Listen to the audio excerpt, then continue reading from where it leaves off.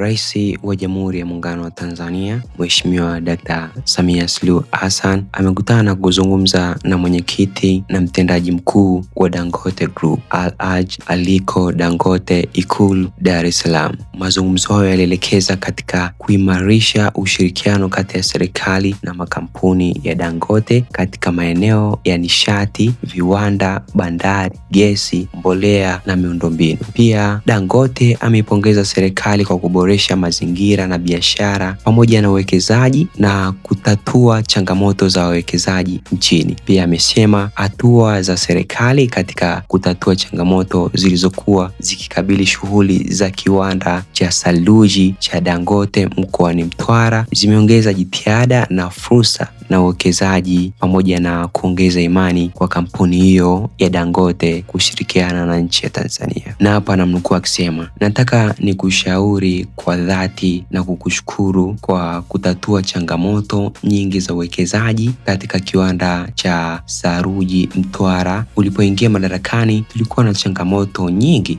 lakini kama ulivyoahidi kila changamoto ilishughulikiwa ipasavyo, alisema Dangote.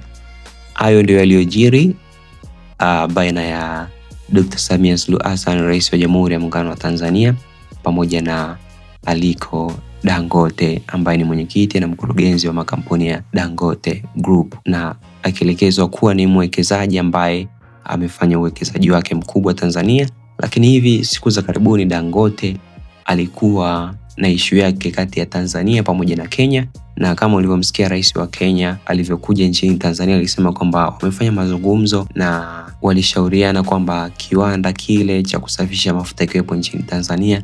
Lakini baada ya muda tena ikaonekana aliporudi nchini Kenya kwenye ule mkutano uliofanyika nchini Kenya pamoja na rais wa Ufaransa akiwemo, rais wa Kenya alirudia tena kusema kwamba wameshauriana na wameona kwamba kiwanda hicho kikae Mombasa. Lakini baada ya siku chache Dangote amekuja mwenyewe Tanzania, ambapo ilionekana mwanzoni kama vile rais wa Kenya alitumwa kuleta ujumbe, lakini Dangote ameamua kuja mwenyewe na wameweza kukaa meza moja na Rais Dr. Samia Suluhu Hassan.